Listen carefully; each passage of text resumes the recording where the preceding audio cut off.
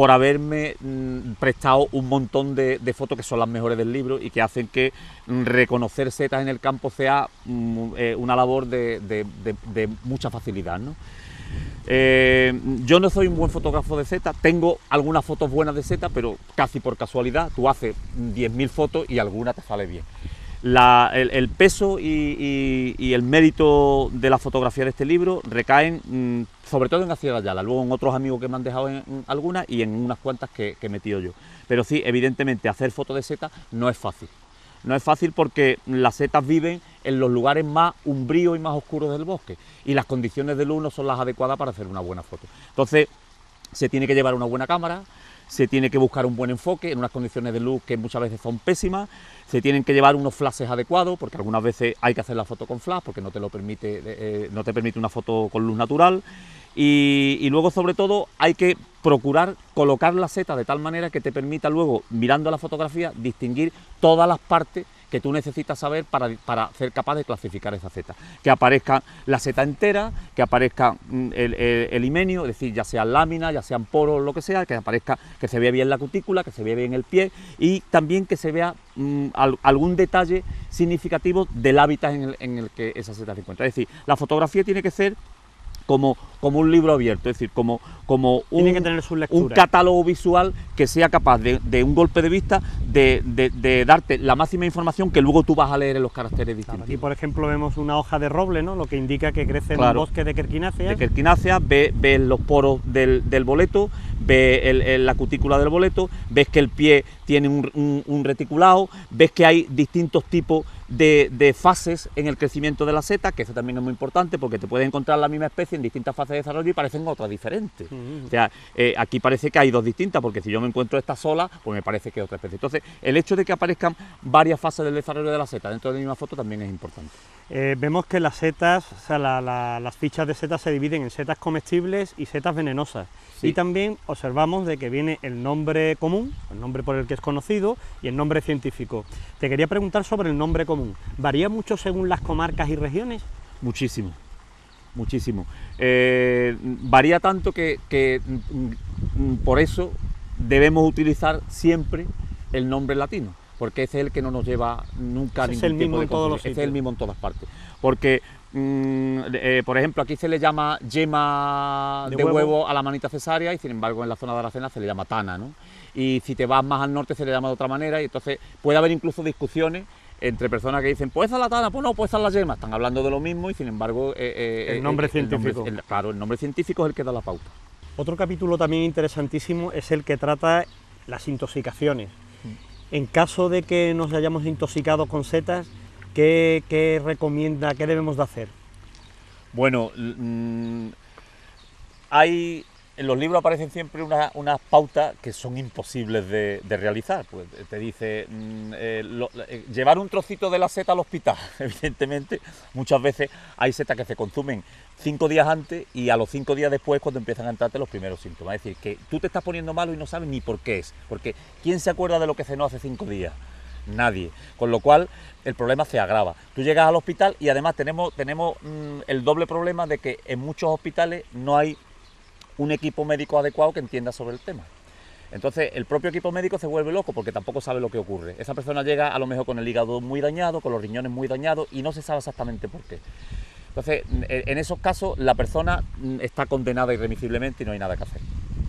Cuando la seta es una seta que no es mortal o que los efectos de la intoxicación son más rápidos, pues entonces evidentemente tú sabes que es por una intoxicación de seta. Lo primero que hay que hacer es hacer un lavado de estómago a la persona. Pero antes de nada, si no entendemos, hay que llevarla al hospital. Eso es lo primero, llevarla al hospital.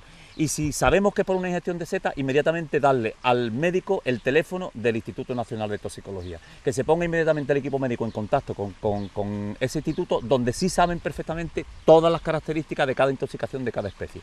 Y desde allí ya le van a dar las pautas al equipo médico del hospital donde haya ingresado a la persona sobre lo que tiene que hacer, sobre el tratamiento y sobre el diagnóstico.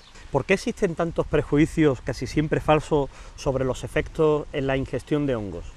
Bueno, en temas que crean tanta alarma social, como intoxicaciones, por ejemplo, que provocan muertes y tal, pues la tradición oral va haciendo que va incluso metiendo esos temas en la leyenda, ¿no?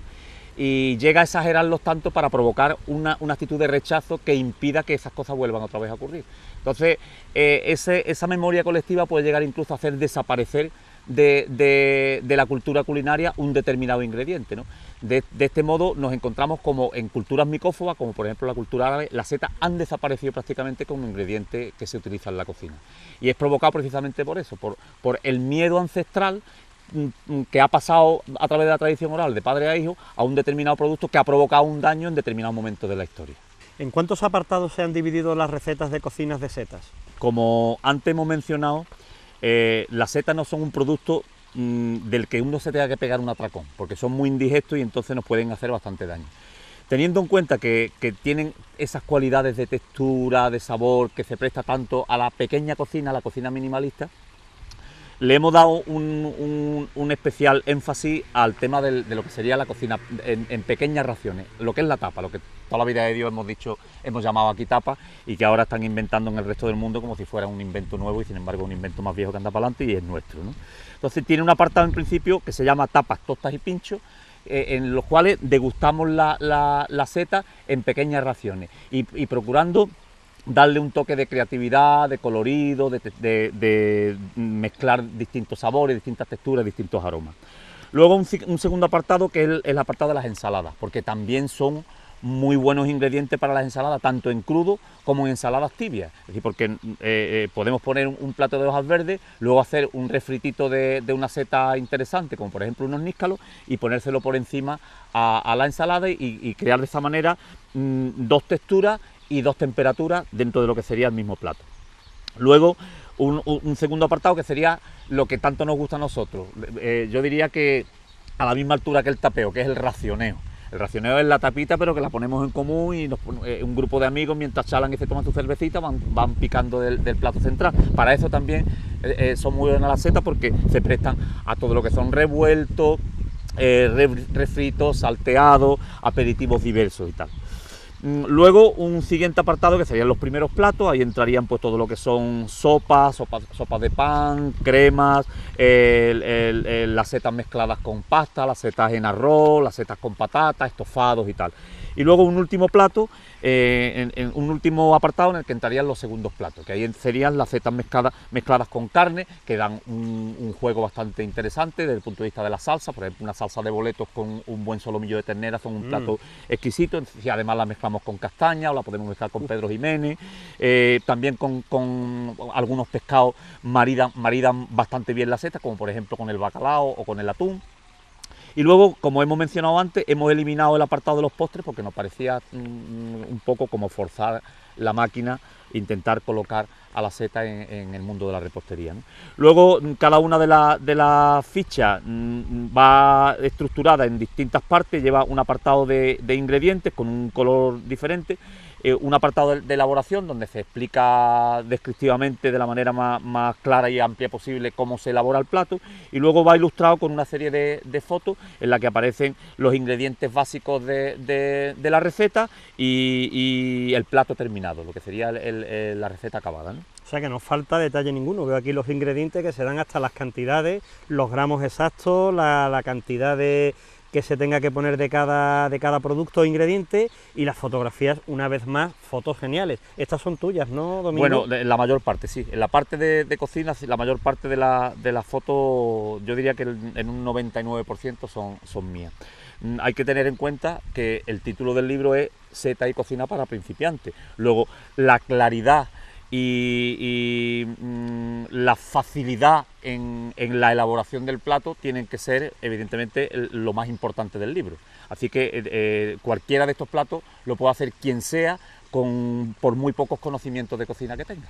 Bueno, pues si tenían ustedes alguna duda, no les quepa la menor de ellas, que este libro, Setas y cocina para principiantes, guía para su recolección y degustación, es una decidida apuesta de Editorial La Serranía, es una apuesta para los amantes de la cocina, y en este caso, bueno, Domingo Mariscal Rivera ha condensado en este libro lo mejor de la cocina que se puede realizar con setas.